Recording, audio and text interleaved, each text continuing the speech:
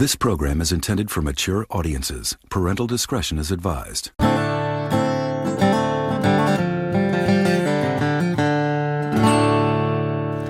Hello, this is the Horror Fried Podcast. That's Michael Combs. That's Mike Martin. And Sir Keith Clanton. Hello, how's your mama, Nim? We are back with episode 15 of our queer horror series. Would love for y'all to follow along with us, so please be sure to give this season's movie listing a peep over at the Horror Fried Podcast on Instagram. Now, I have a very important question to ask. Right. Have you ever recruited an old family friend, two psychopathic twins, and a meth addict with rotten teeth to form an amateur film crew and commit murder in order to save a rundown theater for a shot at fame? Maybe a couple times in my youth. Great. That's a Saturday night, girl. Well, you're in luck because today we're talking about All About Eve. Oh. Vol. All About Eve is a Betty Davis. Shit. All About Evil. Ladies and gentlemen, Deborah Tenise. Thank you.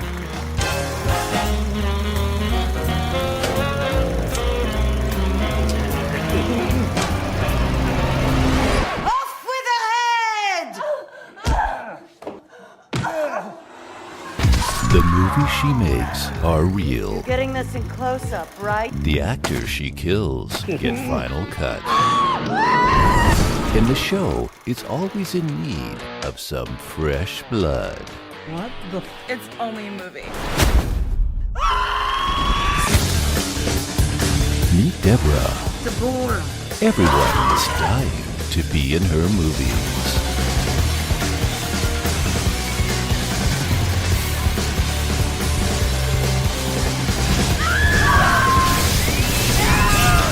All About Evil. Enjoy the show! Evil, All About Evil was released in 2010, written and directed by Joshua Grannell, who is also known as Peaches Christ. It stars Natasha Lyonne, Thomas Dekker, Cassandra Peterson, a.k.a. Elvira, Mistress of the Dark, and Mink. So, Michael, take us through this journey. So our movie opens on the Victoria Theater in 1984, and a young Deborah Tennis is doing her best Dorothy Gale performance. Stage fright causes her to pee on herself, which results in her electrocution. Poor Deb. First of all, The Wizard of Oz. The Wizard of Oz. I was like, oh, well, Love this is that. right down my lane, right? Yep. The Wizard of Oz. They do these kiddie matinees, but from what I understand, it's a kiddie matinee. So are they actually going to show a movie? Is she just I think introing so. them, like the movie The Wizard of Oz? I think she was doing her little performance, and then they drop the screen and play the movie. Gotcha. Yeah. And she's got star quality, her father She says. has massive star quality. And then I think it's important to note, because it comes up later, but her mother is dressed up as the Wicked Witch of the West and has no interest at all in Deborah. No. She seems more like a stepmother. She's Oh, well, she does. She's very Lady Tremaine, but Yes. she is very much her mother. Her father looks maybe a little bit older, definitely. right? Yes. So it makes me think that maybe this theater back in the day was like the place to go. He made a lot of money, which She is might have how been a he... gold digger. Yes.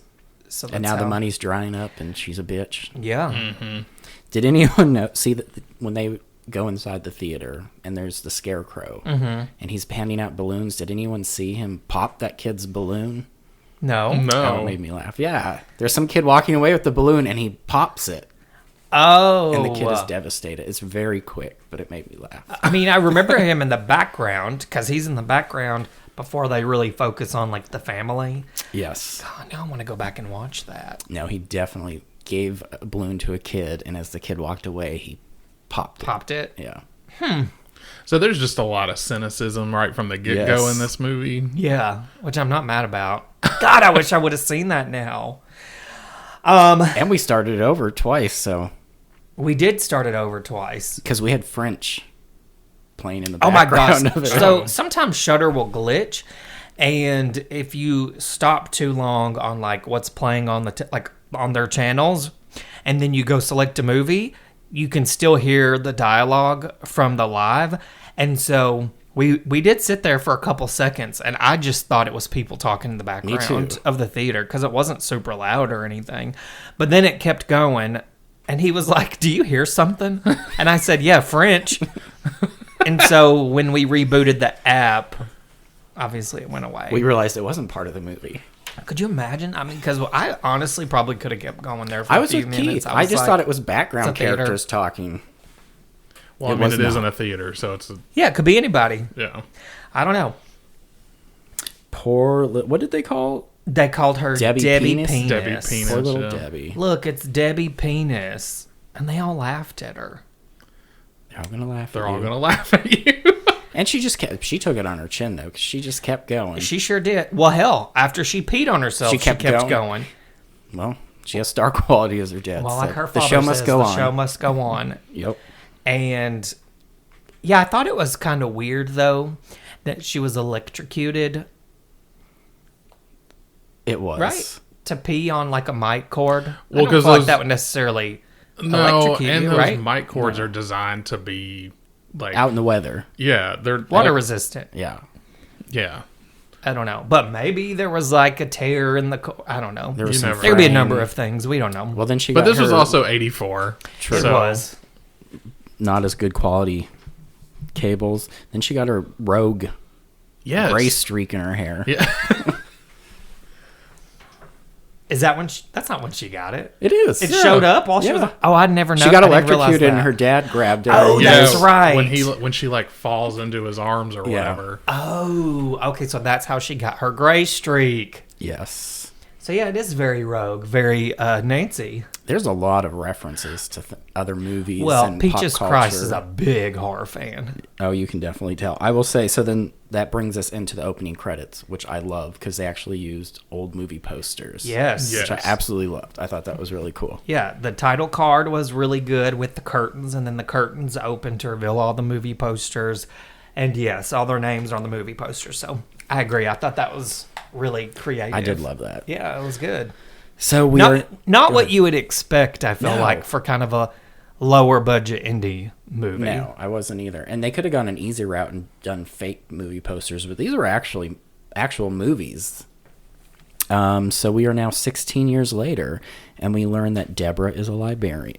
A librarian. Oh, your southern is showing. Deborah is a librarian, and her dad has sadly passed away, and she is trying to save the theater. Her mother, though, is trying to force her to sell it. And this brings us to Deborah committing her first murder. Well, did we ever... okay, so first of all, her librarian friend, I guess. Evelyn. Evelyn. That's Mink Stahl's character, who's a lot of Yes. fun in this movie. Did they ever say what killed her father? Did he have, like, an illness, or does it ever say? I can't remember. No, I don't remember. Do you? No, I was trying to think when the mom's like calling him like fat and all that shit. Like, I don't know if she said something then that maybe it was like connected to, Yeah. so like a heart attack or something. Yeah. Like, Yeah, I don't know. I but don't know. with her crazy ass, She could have Probably poisoned him. I mean, I would not have been surprised. No, me neither. So the theater, she leaves the library to go work at the theater that's showing Blood Feast. Have you ever seen Blood Feast? No, that's a Herschel Gordon Lewis movie. I know that. It's like the first gore movie. From when? When did that The come out? 60s, I think. I'd like to watch that. That director is called the King of Gore. Oh. I've never seen any of his movies, so. Okay. Well, along with the theater, I guess she sort of inherited it, I guess, in a way. They kind of glossed over that though. I felt like. Yeah, is it hers? Well, because Or the is- synopsis was like, mousy woman inherits family, whatever. But Obviously, the mom is part yeah. owner too. Right. So it is a little, it's like they share it. So they both inherited it almost. But along with the theater, she's inherited Mr. Twiggs, who's the projectionist. And he's obviously 83 or something. been around for a very long time. 40 years, I think, is what he says. He's been with the theater for 40 years. So obviously like an old family friend, and they have a nice little relationship. It gets a little weird a little later, but we won't get there yet. And then the mom wants to sell the theater. Wasn't she going to give her $20? What was the $20? No, that was Mr. Twiggs. That was Mr. Twiggs on the sidewalk. When she was like, we're going to close the theater. You can let Oh, go. and she was going to give him $20. And she gives him $20, and he's like, bitch. Yeah.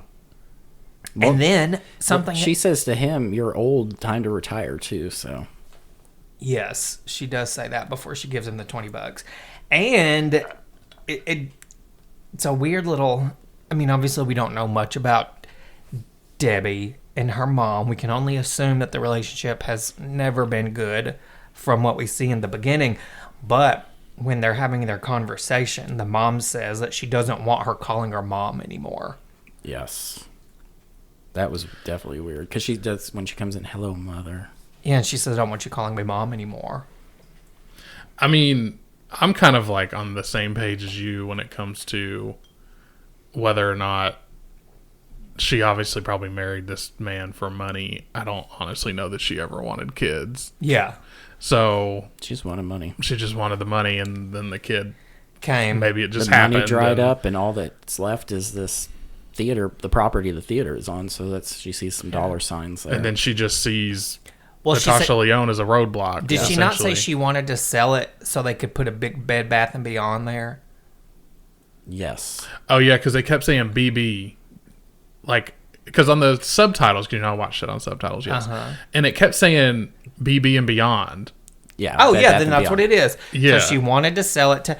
I'm like, well, it's kind of funny because now you think of Bed Bath & Beyond. They're all going under. Right. You know, all the brick and mortar stores are closing. So, and I mean, she would have gotten her money and, skin off her ass. But I do love it when she kills her mother. Because it's like a crime of passion, right? She's never killed anybody before. It's a crime of passion. She shoves that pin into her neck. And then she says, kill her, mommy. Kill her.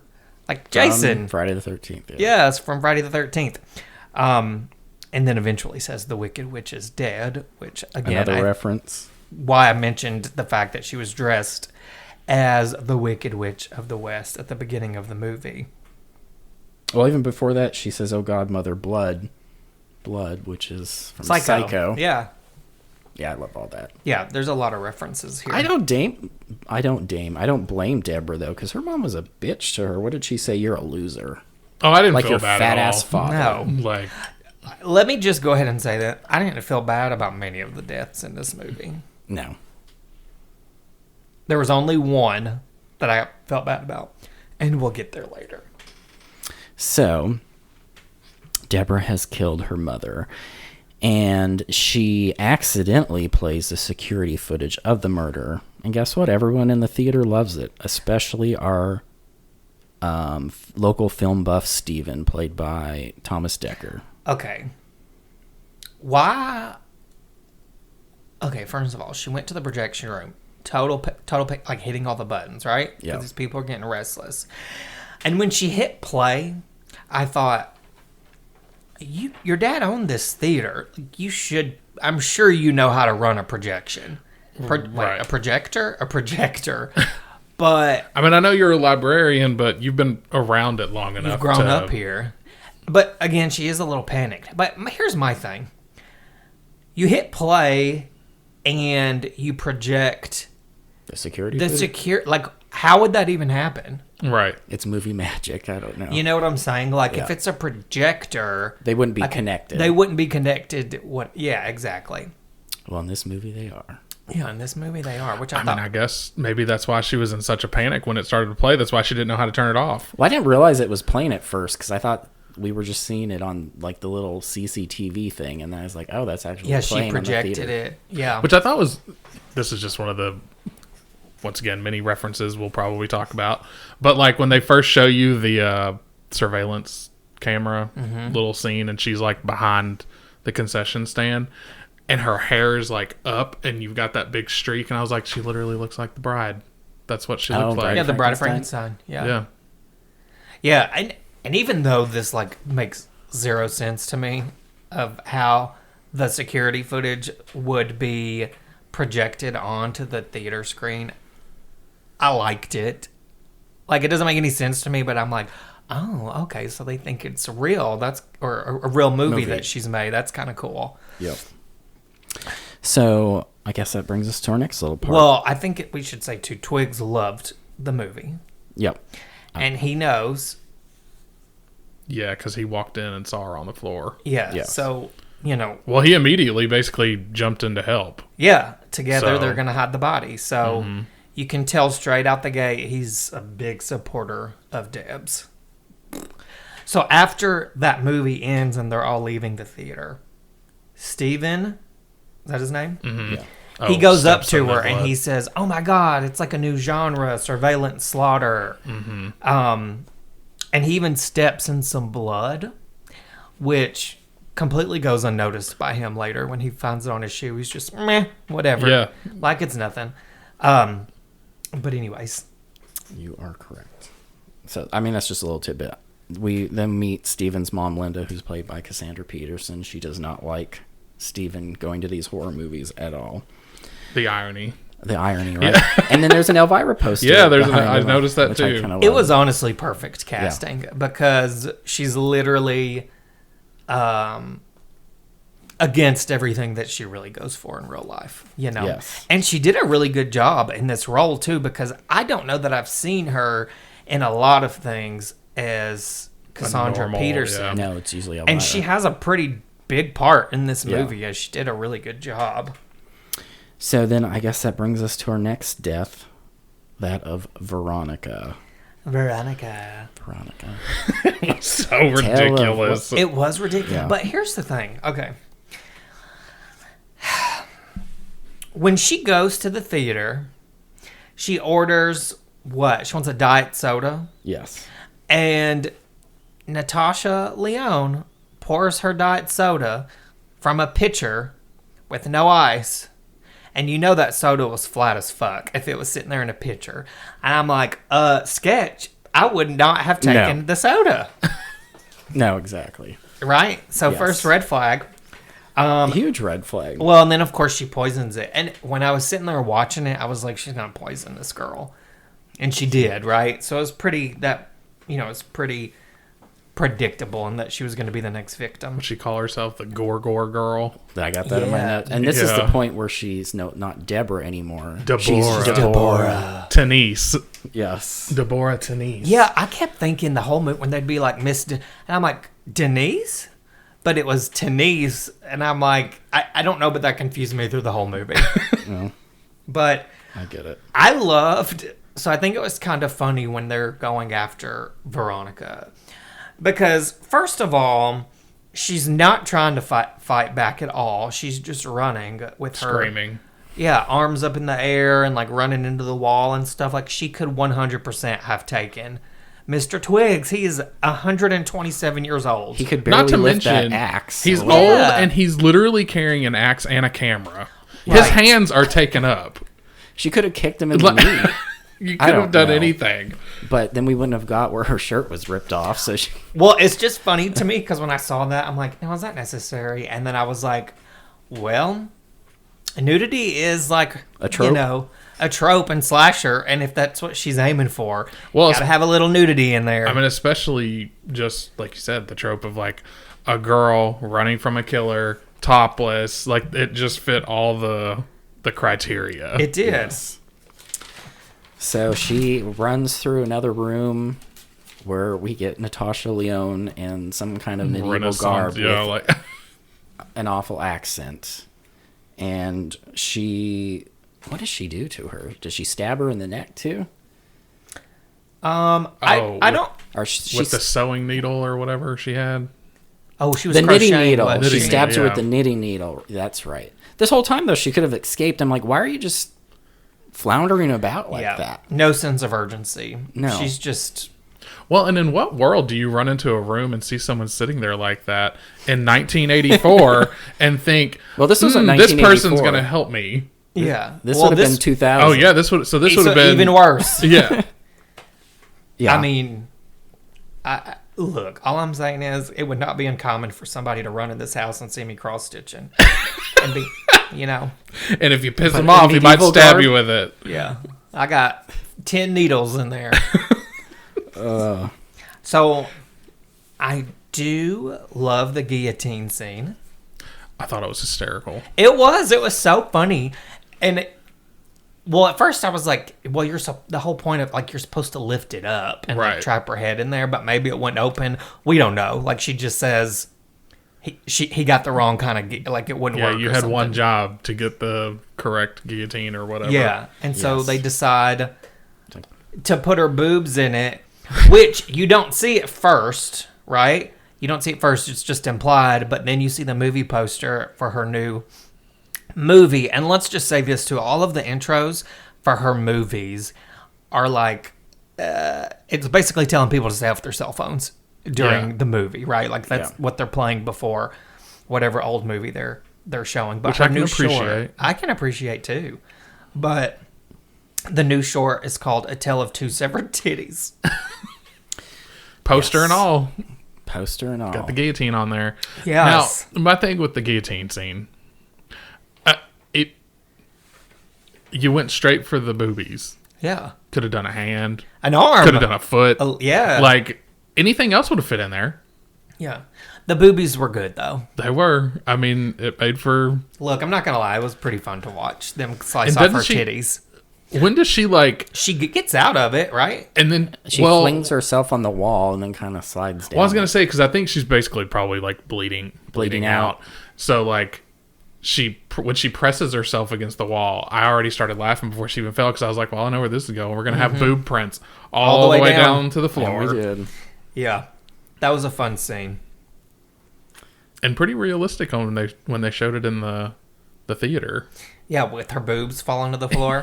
Yeah. Well, I like chicken how cutlets. the one fell, and so it was like the front of the boob, so you could see the boob and the nipple. The other one, it fell face down, so it was like you were seeing the fleshy part of, like... So I kind of liked how they did that. Yes. At this point, do we also, like, we're getting, like, more traction with, like, people coming into the theater, too? Yeah, well, people are wanting to go see her movies now. Yeah, Yeah. because Her then shorts. Steven brings his friends Yeah, to so... see The Tale of Two Titties. Can I just say, so Steven's friend, Lolita and Jean? Janine. No, Janine? Janine was the... I thought it was Judy. Judy is the... There's Judy, who's the newspaper reporter. Then there's Lolita, And it might be Jean. and I think it's Jean. Who the hell is Lolita? The big girl. And then like Jean the is little- who? The other guy. The other guy. Okay, so Judy is the bitch with like the gummy smile. Yes. Yes. And got on my nerves the entire movie. Yes. Okay. So Judy. Judy. Literally the first thing I wrote about her was, well, she's not impressed by this horror stuff at all, right? Like they do not have that in common. But I thought she was a total snob out the gate. And I wrote in my note, hope she dies. Which is funny because she's not supposed to be the snob. No. No. Claire and all her crew Yeah. is like Supposed to be the snobs. mean girls of The Mean Girls, totally the Mean Girls. But like as far as snobby, Judy, I did not like her character at all. Which maybe, you know what? Maybe that says a lot about this girl. I don't know who this girl is, but her acting. Because I bought it, hated her. You know what I'm saying? But then, yes, you do meet Claire and her Mean Girls, too. And it literally is like a scene from Mean Girls. They're all dressed in pink. And Claire wants him to take him to the movie. Yeah. Because now she's interested She is in the interested. horror stuff. Well, because she knows that he's friends with Deborah. Good old Deborah. I'm like, you honestly did not know that her name was Lolita. I I have know, it in my notes. I know for sure because I have right here Jean and Lolita. I just know the goth girl.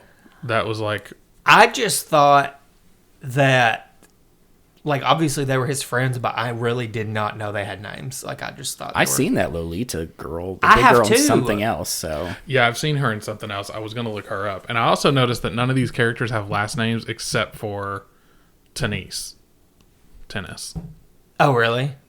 Like, none of them, except for the detective. He's Detective Woods, but he doesn't have a first name. interesting. But all your other characters, like his first mom, name. it's just Linda. He's Steven. Claire. Well, Claire Kavanaugh. And then Yes, there's like 'cause they say somebody's Kavanaugh a lot. Moorhead.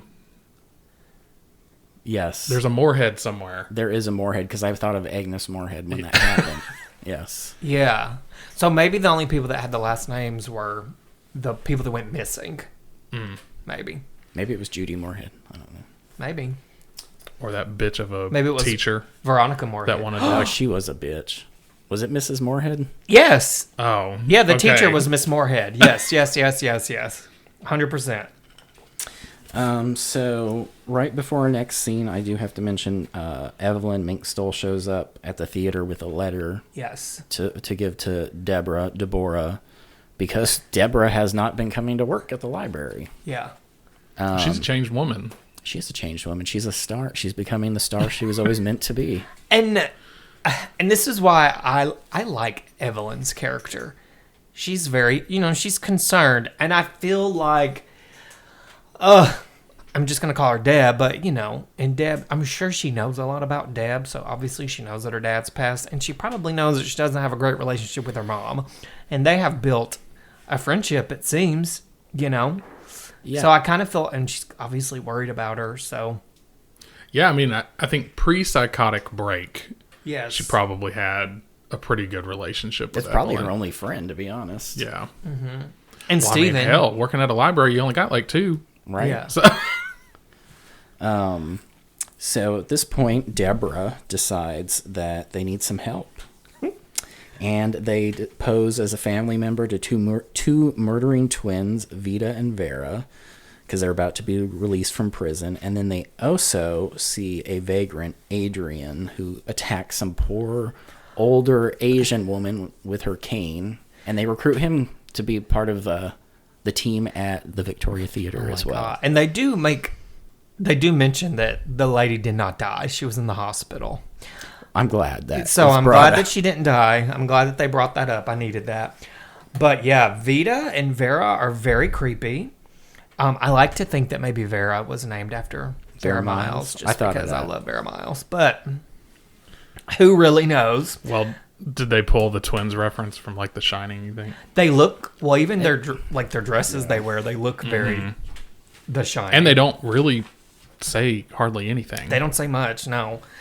But yeah, the methed out dude, so gross. His teeth The way are- he was eating that pasta. I literally was have on here disgusting. him eating. Well, doesn't she tell him, Yes. I'm going to need you to never do that in front of me again? And he's like, what? And she says, licks your fingers or something, which was really, Yeah, she's like, do not ever do that again in my presence. yes. And I was like, same. Deb, you need a new posse. Like, this ain't it. Yeah, that was. Well, I mean, I disgusting. guess for what she wants, it is it, because they're all pretty crazy. Gadrian. I love, too, that Deborah, now with her new name, like, she's got a new voice, too. She speaks very, like, old Hollywood. Like, she gives me Betty Davis vibes. I feel like this is one of many different. Outside of her little short films, I swear she changed her accent. She does. a million times in this movie. But they all sound like an old Hollywood actress, like how they would talk back in, like the golden era of Hollywood. Very much so. I'd also like to mention we do meet Steven's teacher at some point here, and she blames. Is it him? Yeah. Blames the teacher from Columbine on Columbine happening because she didn't see the red flags of him liking horror movies or something. Which is ridiculous. Which I think is great that they put that in this movie because it is ridiculous. absurd. It's the most. I used to say all the time, like when there was a lot of stuff in the news about video games causing violence and stuff, and I'm like, y'all, I have been shooting up zombies on Resident Evil since I was as young as I can remember, and You're not out killing people. I just got a gun last year. Yeah. Certainly never shot anybody, but I'm just mean, saying, like... I've been listening to Marilyn Manson since I was like 12 years old. And I'm not the Antichrist, and I haven't killed anybody. I don't know. You might be the Antichrist. The gay, Maybe. yeah, the gay Antichrist. I've just got a lot working for me. Before they go to have that nasty lunch, though, we are back in the theater because remember the blood's dripping, and it pans up because we both were like, "What is that? Look like her boobs. Is that what it was?" Yeah, it is weird, though, when it shows that, because you think, why would it look like that? You know? But I think it's just... That makes sense that it was supposed to be where her boobs were. That's It just looked really weird. Yeah, I'm I mean, like, I would Y'all got some assume cheap tile up there. I would assume that like just where like the shape Yeah. was bleeding through. So Yeah. So after our lunch, and Deborah says that no one will know their trade secrets, they decide to head to the library to kidnap and hurt Evelyn. Poor Evelyn. Which is just so unfortunate, because she wasn't mean. Maybe Deb thought she was meddling a little bit. But I feel like Evelyn is one of two people in this... Well, I should say three people in this movie that have very good intentions. Yeah. Right? I like the little scene in the library. I think the idea of being stalked in a library, like with just the stacks and stacks of books, I think that's a good idea. And now, obviously, I know this is more of a horror comedy, but think about it in a real horror movie. I've seen scenes in libraries, but not really where they're stalked so much. Yeah. You know what I'm saying? And I feel like that could be a really good way to build some suspense. So, whatever. That's neither here nor there. But I love how Evelyn pulls out scissors out of her bag. Because I just thought, oh, does everybody carry scissors in your bag? Do you carry scissors in your man purse, Michael? Nope. No scissors? I have a fingernail clipper. Oh. Did you also notice, this is just something little, but before she pulls out her scissors and they're talking, she's holding her umbrella by the handle, and then it goes, like, I don't remember, maybe she's talking to Deborah at this point, but then it goes back to Evelyn, and she's holding it in the middle of the umbrella, so you see the entire umbrella. Then it goes back to Deborah, and then when it goes back to Evelyn again, she's holding the handle again. I didn't notice that. I only noticed it because I was like, whoa, umbrella out of nowhere. And then it disappeared again. You know what I mean? Because she, the way that she held it. But anyway. All I was thinking when that first started happening, and I'm like, can you not tell that's Deborah in a bad wig? I was going to say, because I kind of felt like this one was like, almost like Deborah was like wanting to do it, but she didn't want her to know that it was her. Well, because they had turned the lights were off, right? 'Cause she was getting ready to leave. But then they have that light that's behind Deborah shining onto Evelyn like a spotlight. So it would kind of make sense that she couldn't see her, because if that light is all that, in her face, she could probably see, that somebody's standing in front of her, but maybe not see her actual face. Yeah. That's what I got from it. I thought it was like almost like a cowardly way of Deborah killing her without her knowing that it was her. Yeah. Well, I don't know. I love when Evelyn runs away. With her hand straight up Somebody in the air. help me! And yeah, the way she runs, I thought it was pretty funny. She runs like Anna Faris in Scary Movie in the lunchroom scene. It was pretty funny. It was pretty funny. Then poor Evelyn, they get her and they strap her to a chair, and she gets the old sewing needle through the lips to tie her or sew her lips shut. Yeah. And that was a very close up of that. Yeah. So they don't kill her. They do not kill her. Yeah. At the library, but they do take her. Well, and of course, we don't know that until we see her later on. You just assume that maybe they've killed her. So then our next big scene is the screening of Maiming of the Shrew. Mm-hmm. And that is where Stephen takes the bitch Claire on their date to see that movie. Yes. So remember, though, just before that happens, whenever he's at home, he tells his mom that he thinks he might be in love with an older woman. Yes. And Cassandra, looks up at the poster on his bed, and that's just a funny little moment. I thought it was kind of brilliant. She also I just wanted Was to this throw the that gay in there. thing? Yeah, Are you she gay? thought that he was gonna say he was gay. Yes. Um, Which I will say, I feel like Thomas Dekker plays a pretty good straight boy.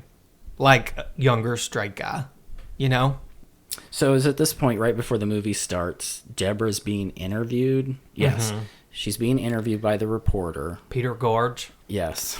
As people are walking in because they stopped something Stephen. fog, the morning fog, or what? Yeah, it's a morning show. I can't remember. I have it Rise and Shine. Rise and Shine something. It's something fog, and the only reason I know that's because of Dead by Daylight. Yeah. No. So I don't know. All I remember is they described her movie as over the top, fun, guilty, and dark. And then we get a bunch of drag queens that get offended, and then they trap poor old Claire in the bathroom. They do. Well, I think this is when you actually find out that they didn't kill Evelyn because they show There's a a shot. lot going on right here. Well, this movie does a really well. It does a good job of it, but it's not easy to take notes because it really jumps, which is fine. It keeps it interesting, but it is hard to take notes. But they do show the attic where All the bodies. yeah, Veronica, is that what you said? So she's up there, and then you see Evelyn mother. up there, and her lips are still sewn, and she's like covered in duct tape. So, Yes. but it almost makes you wonder, like, what was their plan with her? Like, were they gonna kill her, think they or were they probably just were. gonna leave her up there? Right? They were going to make a sequel to Maiming of the Shrew. Yeah, yeah.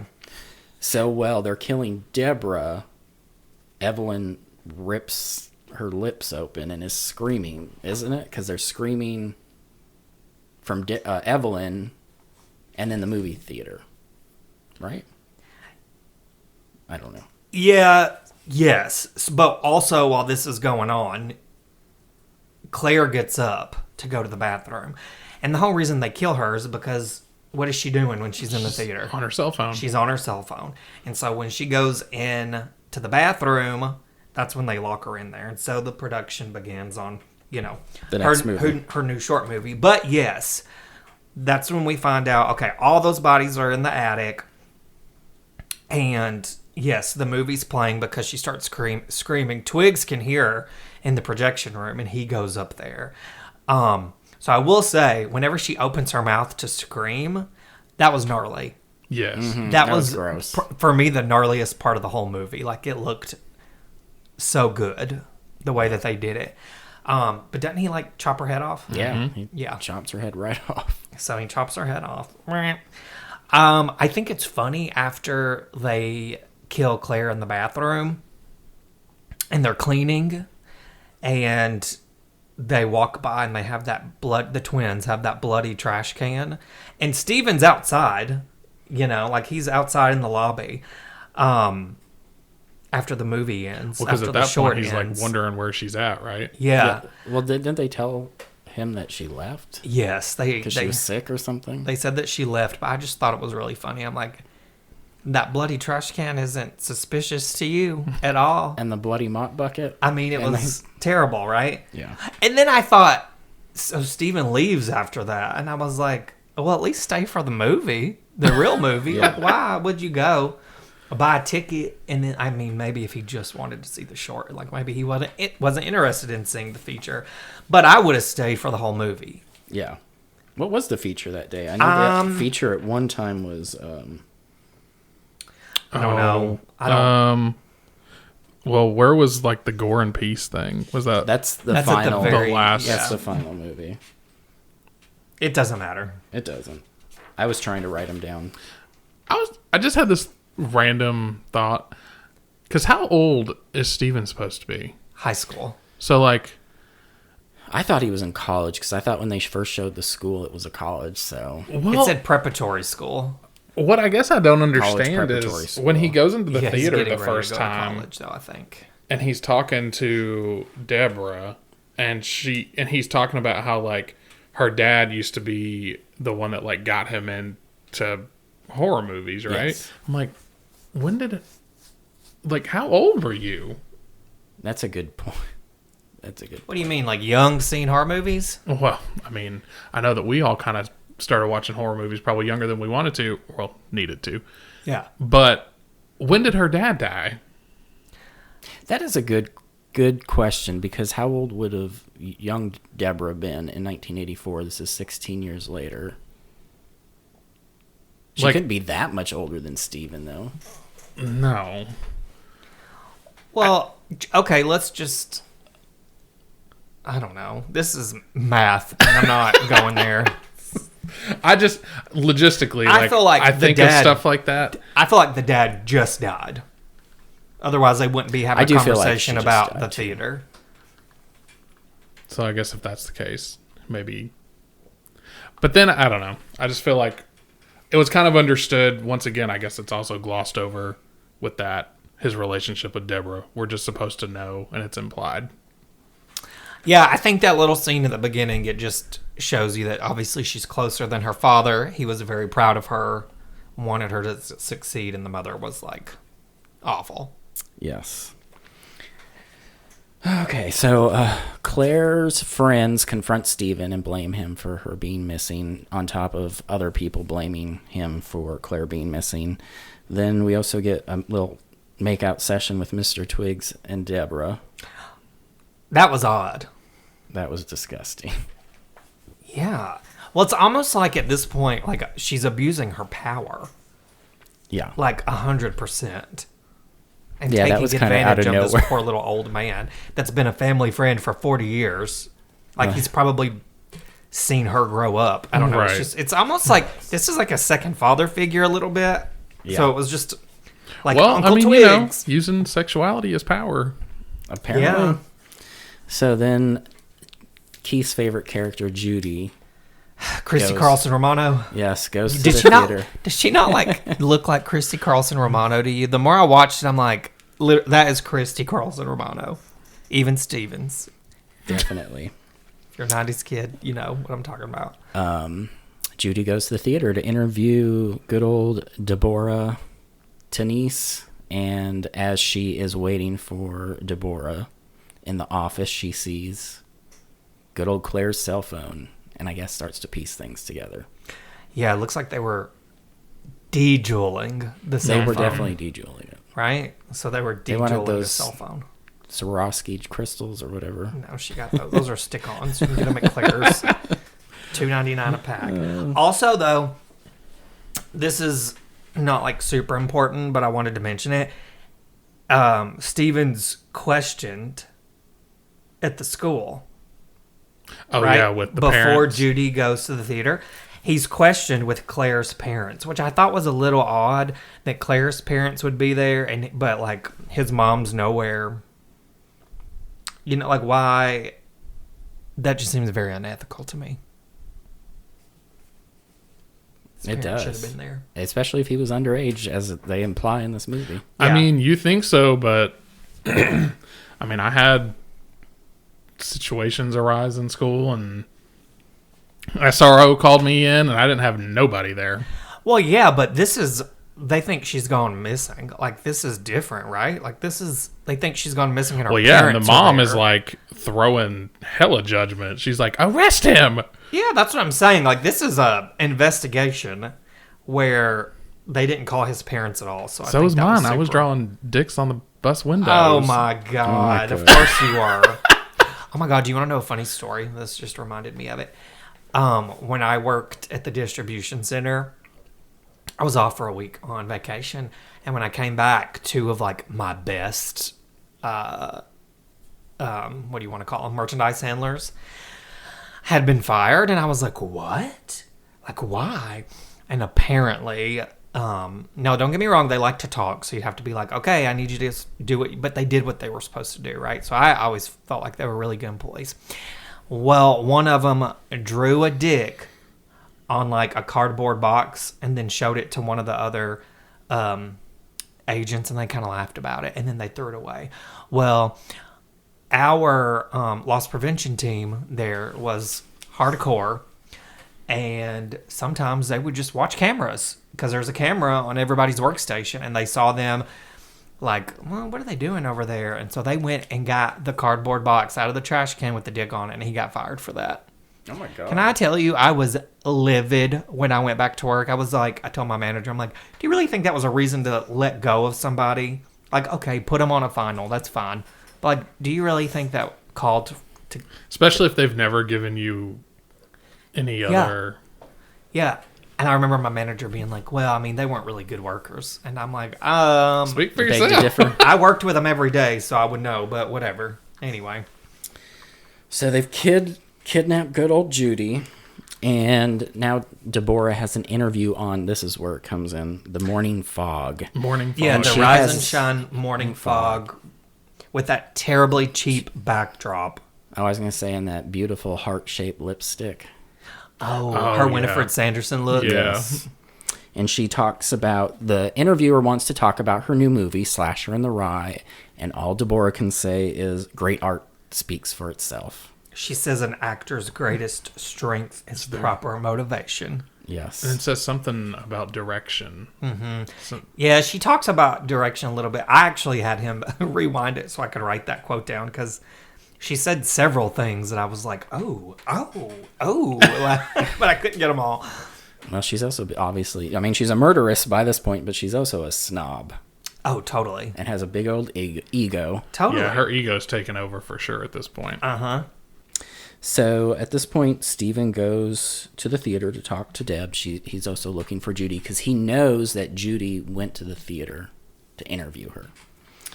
We also get a little, I don't know what you call it, a little peek into the attic, and now there's a bunch of dead people and a bunch of live people. tied up Well, with her.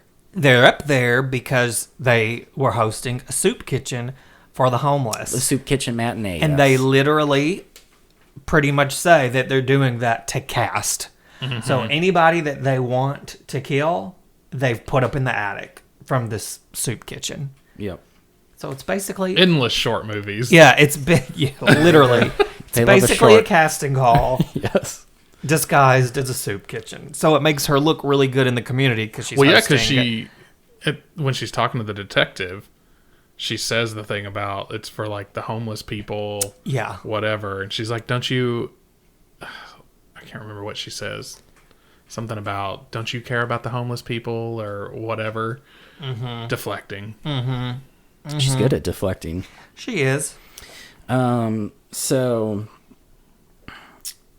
I'm gonna basically, we kind of get to the end of the movie and there's a lot that happens here, but she is now having her feature film debut, as Mike said earlier, Gore and Peace. And this is what this is why they've held on to Judy. Because Judy's supposed to star in it. Yes.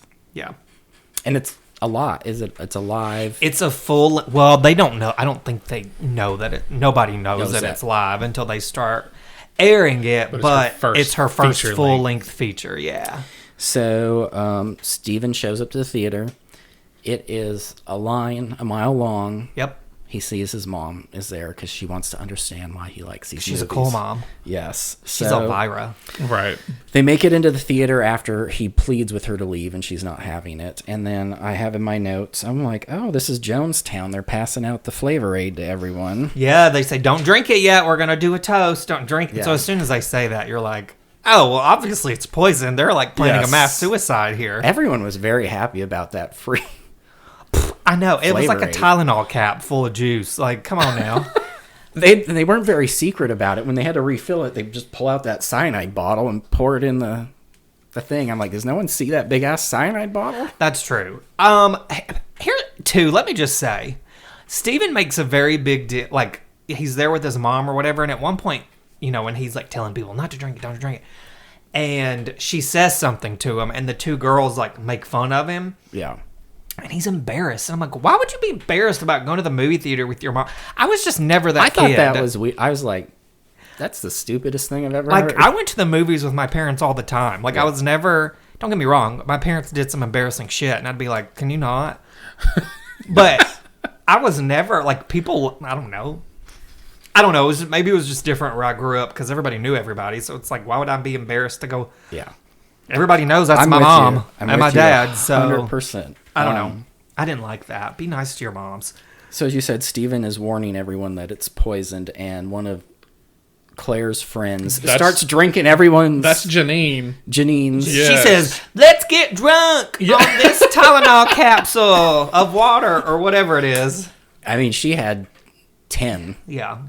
And then she saved 10 people's lives, though. Well, but then she sits down, right? And you start seeing it. Yeah, it's slowly, like, fucking up her face, y'all. And I mean, it really did hurt. Neither of you guys have seen the movie Street Trash, right? I feel like this is probably a reference to Street Trash. Just the way her face is kind of melting. I'm pretty sure I watched it one time. You have seen Street Trash? Yeah, you made me watch it, I'm pretty sure. I don't think so. Did they go to a cemetery at some point and, like, hang out? No. Okay, well, maybe I don't know then. Maybe I haven't watched it. Is Linnea Quigley in it? No. Okay, well then I definitely haven't seen it. One thing I wanted to point out, when he gets up, Mr. Twiggs, when he's up there on stage and he says, ladies and gentlemen, because he does it a few times, I feel like there's a huge missed opportunity because I kept waiting on him to say, and drag queens, because Peaches Christ was always there with her other friends. And I'm like, waiting for it. And I thought for sure that feature-length film when he was going to do it, and he did, and I was just so disappointed. Yeah, drag queens love this cinema. I was just like, come on. Oh. Like he just missed opportunity for me. So Deborah. I feel like at this point someone calls her Demora because I have that in my notes. But Demora?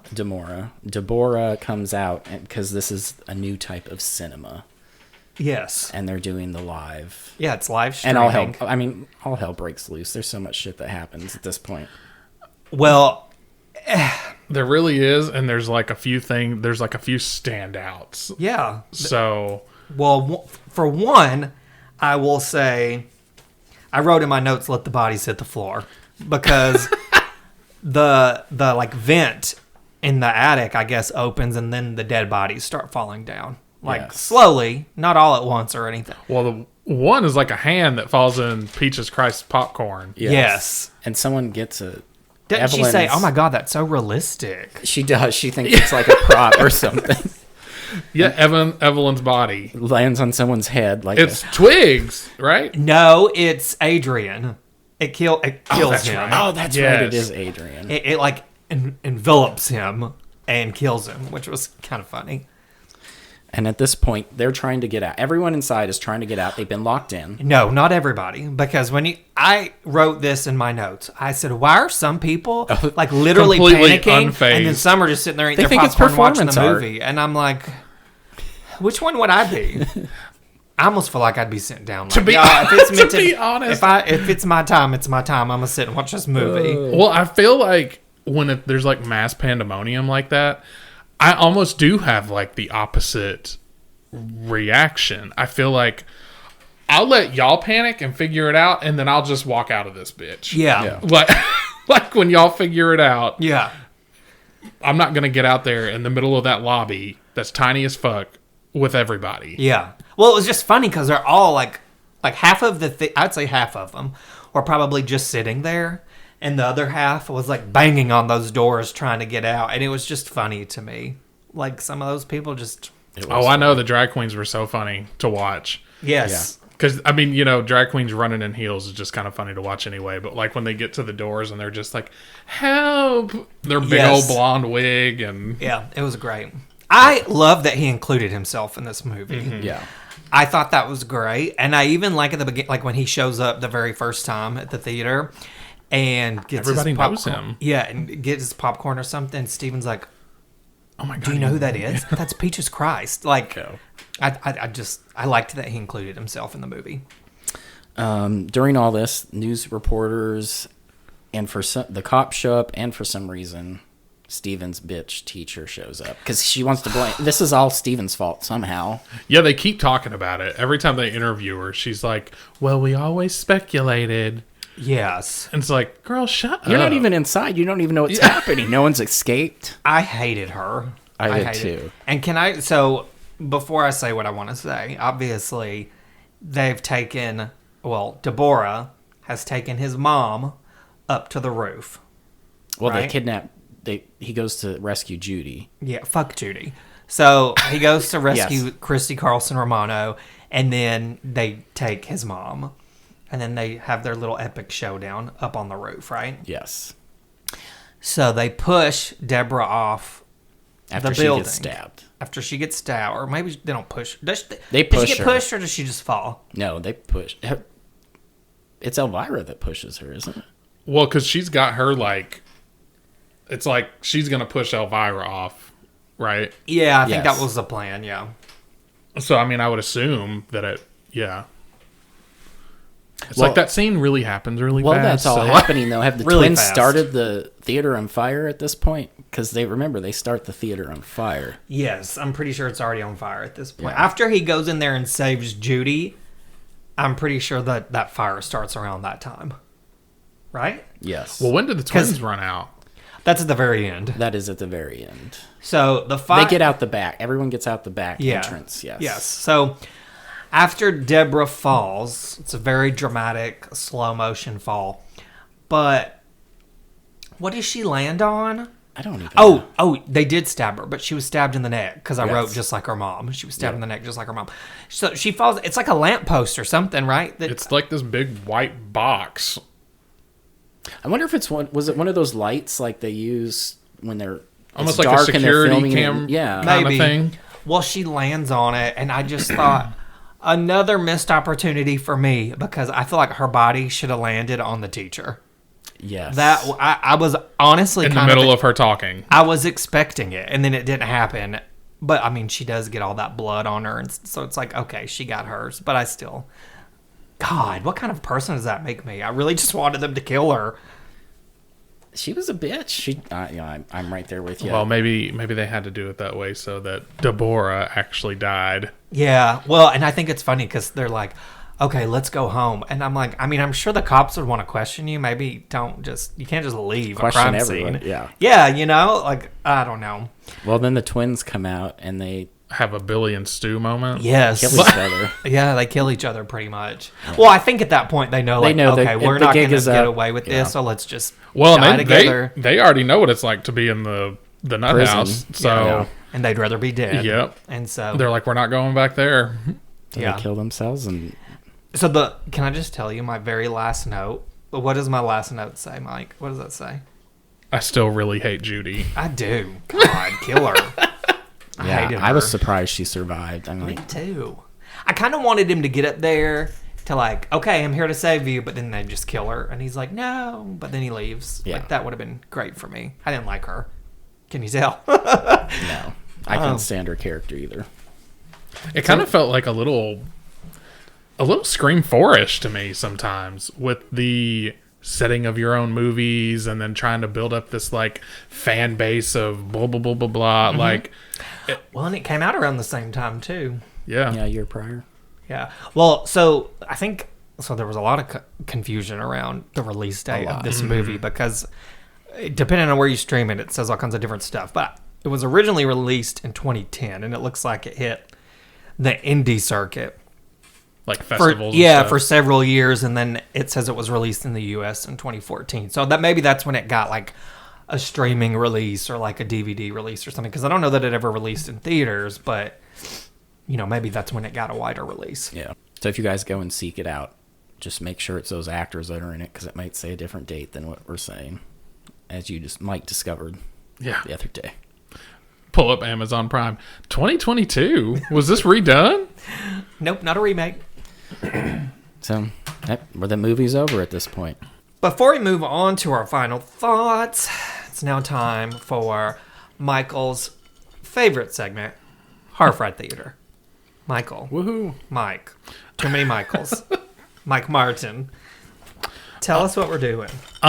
So this movie is chock full of a lot of like kind of relatively small scenes, honestly, but some pretty notable scenes with Natasha Lyonne and her monologues. So I picked one that I thought I would really enjoy hearing our very own Keith Clanton take over. So As who? You're going to be Natasha Lyonne. Oh, okay. Because I I'm Deborah. fully expect Betty Davis. So, Gosh. We expect you to commit. yes, I need full commitment. Much as you did Jennifer Tilly last episode? Or 2 episodes ago? Which, side note, I feel like I need to apologize to you for that because I was told by a friend of mine, James, hey, I know you're going to listen to this episode, that y'all were really hard on Michael. So Thank you. You said his name's James? Thank Yeah. you, James. I feel that makes me happy. Thank you. Well, I'm not apologizing for anything. Okay, well, you got a formal apology for me if we were too hard on you for that. But yes. So this scene is going to be when Steven is bringing the detective into the theater to investigate what is potentially going on here. A lot of dialogue, not so many, narrative parts. Okay. So we're just going to go with it. But Keith is going to be Deborah. Michael's going to be Steven, and then I'm going to be the detective. So. Okay. Got it? Well, I'm expecting a really solid detective voice from you. You're going to put all this pressure on me. I'm going to put the pressure right back on you. Okay. Okay. All right, Michael, tap into your inner 16-year-old. He's 17. He's going to graduate. All right, we ready? Yes. Okay. Greetings, maniacs and madmen. This is Dr. Gangrene, physician of fright and Nashville horror host. Coming up next is everyone's favorite segment, Horror Fried Theater. Grab your popcorn and refreshments, pull up a slab, and get ready for the madness. Detective Woods and Steven walk into the Victoria. Veda notifies Adrian that the detective is there, and Deborah immediately comes downstairs to greet them. Good afternoon. Is there something I can help you with? I'm Detective Woods. I simply stopped in to have a little check-in with you, make sure everything's all right. Everything's great. Fabulous. Well, as you can see, we're holding our monthly soup kitchen matinee. I love the homeless people, don't you? When did this start? Would you care for some soup, popcorn, a soda, perhaps? No, thank you. Would you mind if we took a look around? Actually, I'm sorry. Now really isn't a very convenient time for a tour. We're in the middle of a... Well, we won't be any trouble. Just want to take a look around for ourselves. What exactly are you looking for? There's a young lady missing. 2. There are 2 missing people. Deborah cuts her eyes over to Steven. Claire Kavanaugh was last seen in this... Oh. Sorry, I got really excited. That was good. How bad? You told me to commit. Claire Kavanaugh was last seen in this theater. I'd like to take a look and see if there's anything here that can help us find her. We have reason to believe this... Did Steven bring you here? Officer, this kid is an obsessed fan of mine, a stalker. He's upset because I won't hire him. Look, I can assure you there's nothing here regarding that missing girl. You can assure me? Look, lady, we can take a look around, or do I need to go get a search warrant and come back here in this place, turn this place upside down? Because that's what I'll do. There's really no need for any of this, but if you feel you must, then yes. You'll need a search warrant. Now, I'm sorry, but I really must ask you to leave. Now I have to get back to taking care of people, feeding them, helping the homeless, as it were. Why don't you guys go bother some other good Samaritan? Why don't you go find motherfucking Teresa and harass her? Defeated, Detective and Steven leave the theater and continue to have a conversation on the sidewalk in front of it. So now what? We get a search warrant. A search warrant? That could be too late. Look, she's right in there. Look, we're willing to investigate this lead of yours, but you have to realize if this is real, we need to be sure, absolutely positive we do this by the book. She could die. Listen, I'm going back to the station to start the paperwork. Go home, Steven. Stay home and try to relax. Detective Woods gets in his car and leaves. Deborah walks out of the theater to talk to Steven. Steven, I'm very disappointed in you. You know, I really thought you were my number one fan. I thought you loved me. What have you done to Judy? Where is she? Veda and Mr. Twiggs walks out of the theater and stand behind Deborah. I don't know what you're talking about, Steven. Oh, you have quite an imagination. Well, it's sexy, yet dangerous. You're sick. What the fuck is wrong with you people? All of you. Steven, I'm sorry, we're no longer friends, but I really hope that doesn't stop you from attending the debut of my first feature-length film this Friday. Oh, we're casting it now. Guess who stars in it? You know, your little girlfriend isn't the best actress. Oh, but she's got a great blood-curdling scream. Deborah snaps her fingers and Twigs hands her a ticket to the show, and she turns around to hand it to Stephen. Here, it's on me. Stephen grabs the ticket, and Deborah winks at him as she walks away back into the theater with Veda and Twigs behind her. So this is Dr. Gangrene saying goodbye and thanks for joining us here at Horror Fried Theater.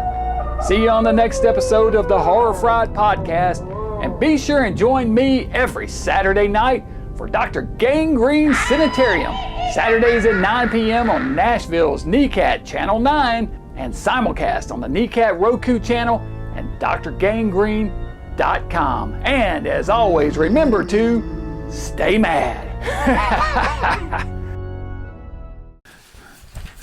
I was getting very Frankenfurter from that. Yeah. And Twigs is like riffraff. Yes, I could see that. I could see that, yes. Oh, I don't know why I gave you mine. That's fine. Did you want to keep it? No. Well, they did say, hang on, let me... Yeah, there wasn't like a whole lot of stuff on this movie, which, I mean, I wasn't surprised, but...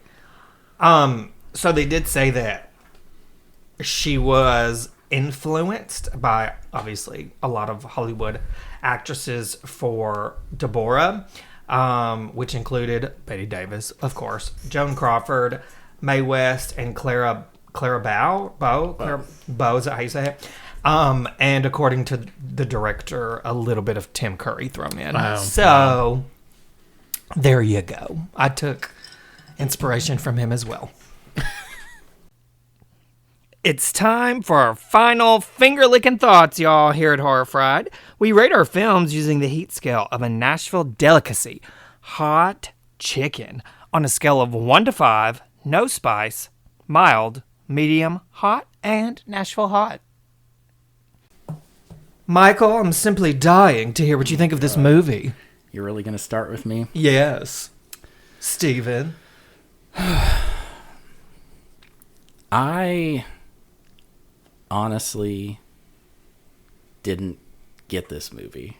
I didn't enjoy it. I didn't like it. I thought the acting was obviously supposed to be over the top, but I thought everyone was horrible actor in this. Every single person, except for Mink Stoll and Cassandra. Yeah, I thought it was awful. I hated it. I'm shook! I absolutely hated this movie. Well, tell us how you really feel. The whole time we were watching, I'm like, can this just be over with? Oh. Well, what do you give it? Well, I'm not going to be totally mean. I won't be like you and the Beyond, but I'm going to give it a 2. A 2. I'm glad we got that out of the way first, folks. Well, I feel bad. I wanted to like it. I did not like it. I thought the acting was god awful in this movie. Now, okay, are you ready for this? Yes. You loved it. No, I didn't. Oh. And you and me are shockingly on the same page. I'm just shook because I went into this thinking that you, of all three of us, and I usually love movies like that. I hated it. Like with all the paying homage to like the classics, all of that stuff. Yeah. I was like, oh, this is right up Michael's alley. No. So I'm shook on that. I will say I'm higher than a 2, but not a whole lot. And for me, it was really just Natasha Lyonne played great, crazy. Like I thought she was great in it. I like the homage stuff, but for me, I think you hit on it a minute ago where we talked about like how the scenes just go like back and forth so much, and it seemed like really hard to like follow like what was happening. Hard to keep up with. Yeah, like it just seemed kind of all over the place. So for me, I'm at like a 2.75. Okay. Well, I'm on a boat by myself, I guess. Okay, I can see both of your points. I did not. It was a lot going on at times. The acting was questionable at some parts, but I thought Natasha was good. I thought Cassandra Peterson was good. I thought Thomas Dekker was fine. You know what I'm saying? And I feel like the characters that they were all over the top, but it was supposed to be. So like, I guess going into it, like I knew it was a horror comedy. I knew that Peaches Christ directed it, so I knew it was going to be campy and a little bit over the top. So I kind of expected that. I was expecting not to like it as much as I actually did. I'm giving it a 3.5. Okay. I'm still just shook on Michael's. I am too.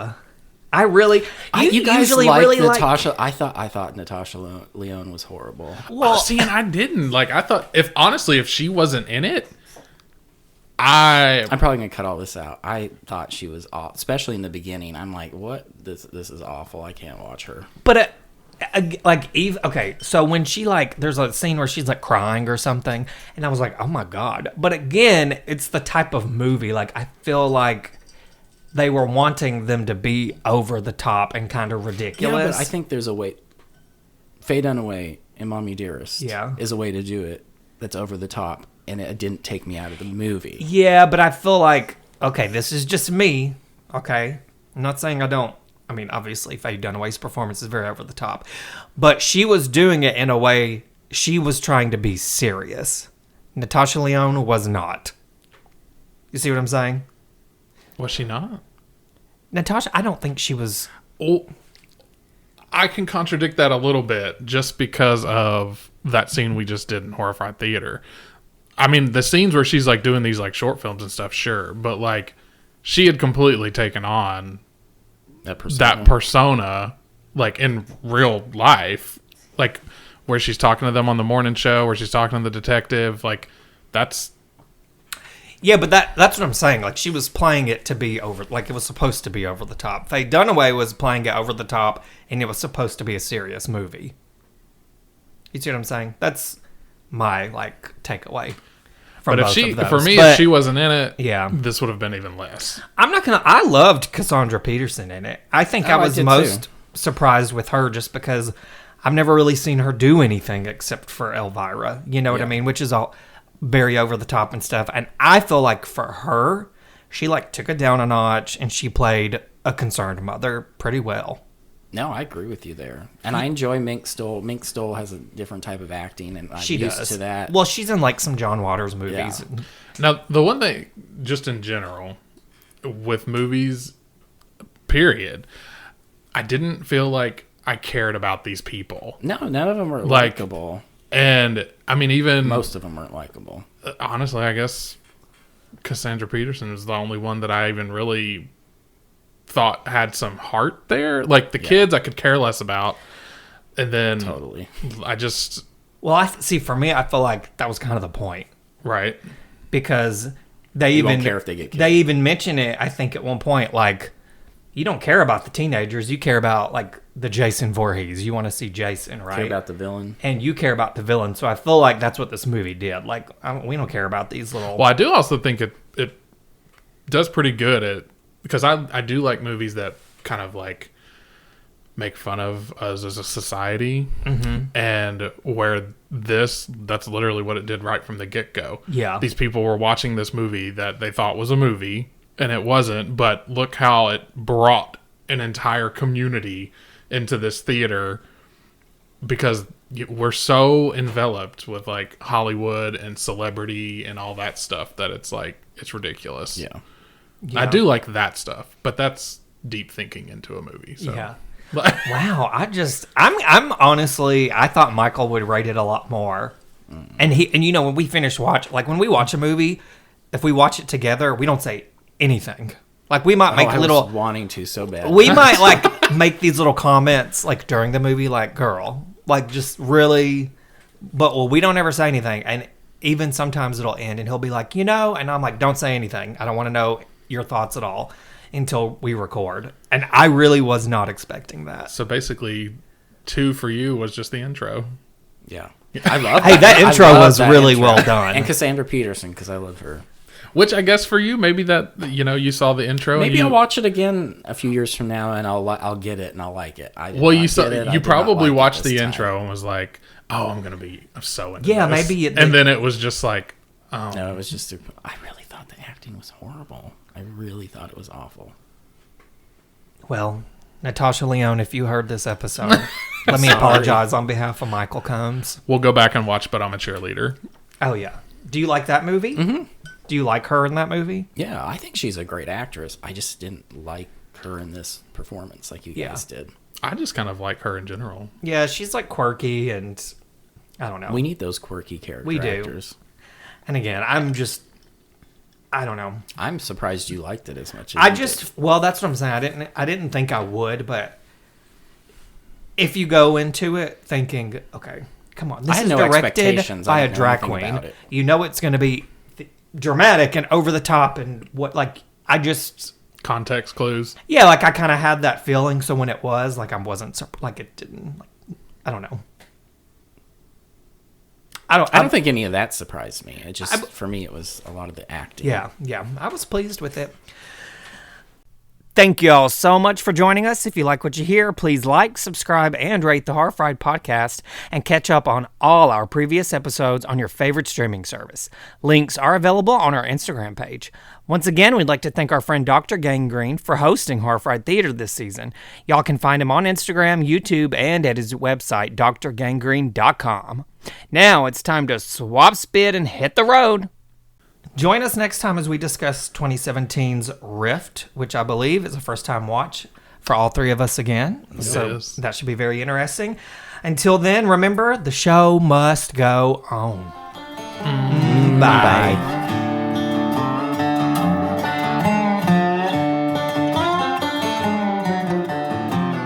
Have you ever acted before? Because you're not very good.